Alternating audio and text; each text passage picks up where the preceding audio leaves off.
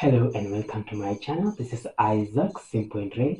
Thank you for tuning in to my channel. Kindly, if you have not yet subscribed to my channel, kindly subscribe, like and share.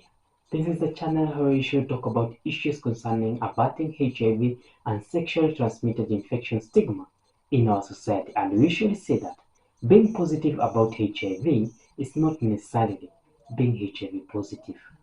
Thank you. Today we are going to discuss yet another opportunistic infection associated with HIV infection, and in our discussion today we'll be discussing cryptococcosis.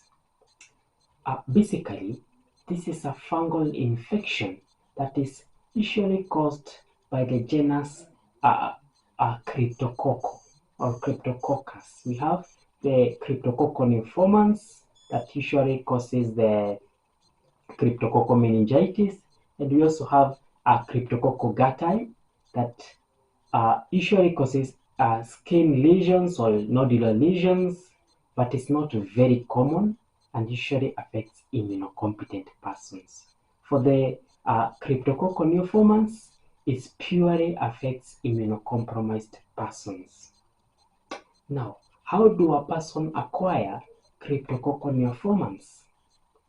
Now, this fungus is usually found on pigeon droppings. The spores are found on pigeon droppings and also on hollows of trees. You usually acquire the fungi by inhaling the spores, but it does not manifest unless your immunity is compromised. And this is any person with CD4 count of below 100 cells per microliter. Are we together?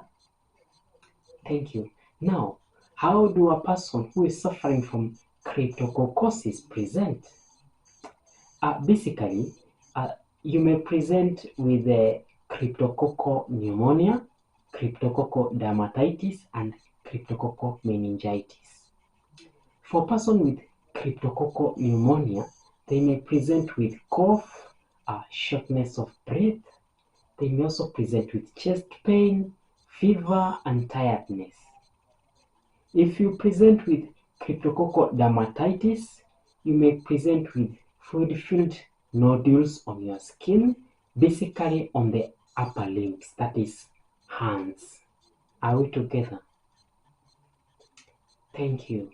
Now, for a person who the fungi progresses to the meninges or to the brain, they may present with cryptococcal meningitis, which usually a person presents with headache, fever, neck stiffness, or neck pain.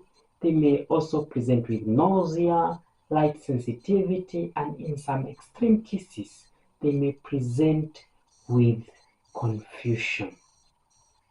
Are we together?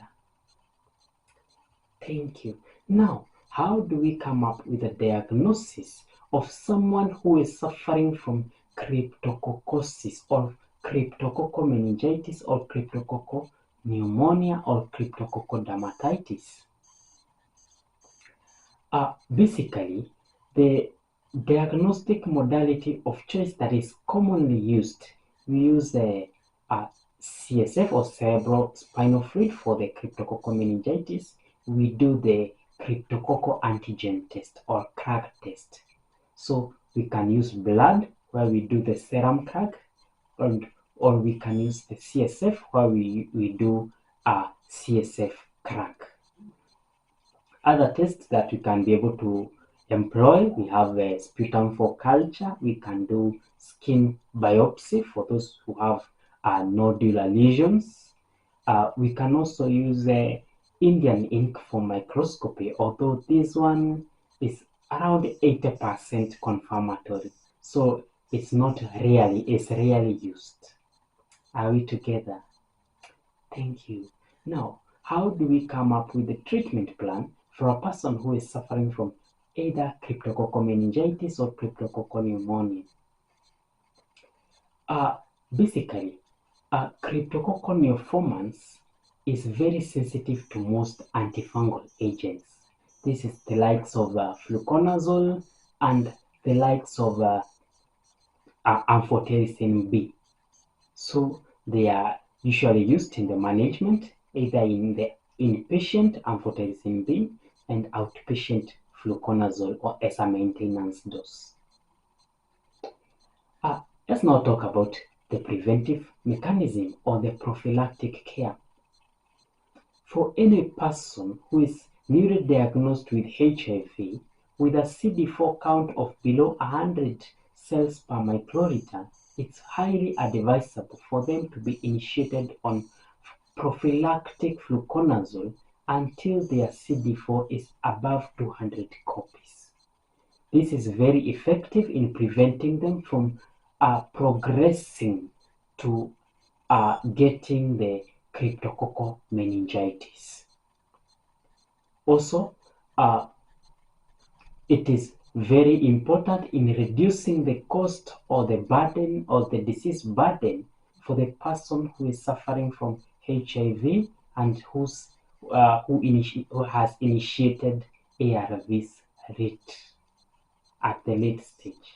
Are we together?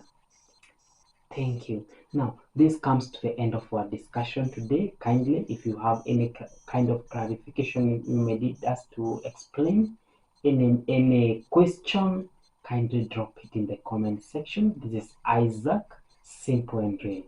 Bye bye.